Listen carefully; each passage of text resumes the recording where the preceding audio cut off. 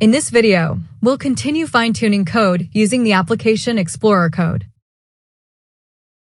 We ended the last demonstration by successfully printing values to the screen using our code flow output from the Application Explorer.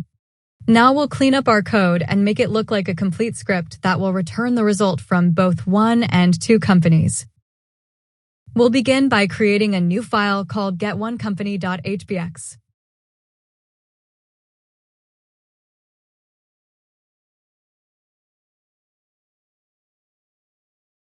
We'll paste the provided code into the file.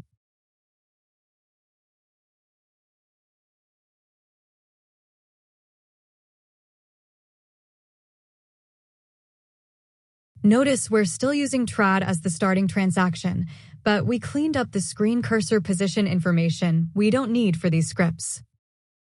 We have a fully formed script with functional sections, and comments have been added to explain each section's purpose.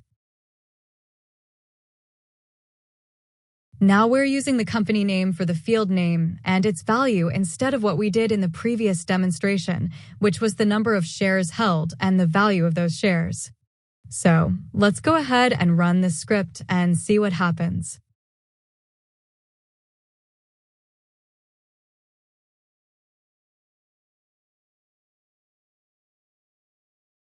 Okay, we got one company back twice. What do we think happened? What went wrong? That will be the key focus of this demonstration.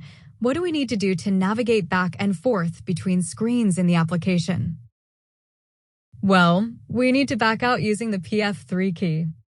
If we return to the Application Explorer and the Trader app, we would use the PF3 key, back out twice, and get back to that first screen to submit the script again.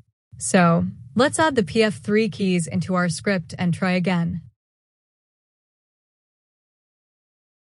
If we return to the hello world.hbx file, notice that we have 2 command sets for the PF3 keys. Let's go ahead and copy them. Paste it in here.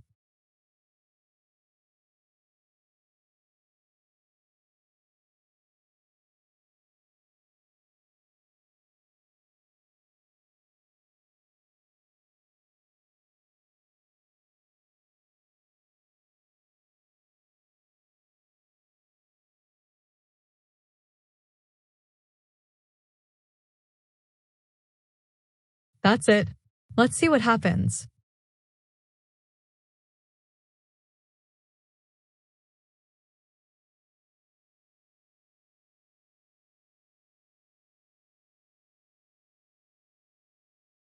This time it works successfully.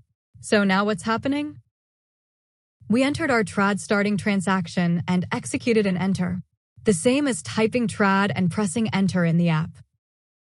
We entered our company number from the second initialized section and executed an enter, the same as typing 1 and pressing enter in the app. We gathered the 2 field values from the Trader app, wrote them, and executed 2 PF3 keys, the same as displaying the value on the app screen and pressing PF3 twice to return to the app's first screen.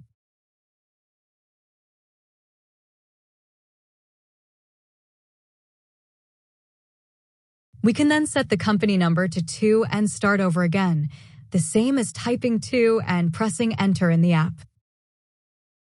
When it's all done, we get 4 lines of output, 2 for each company.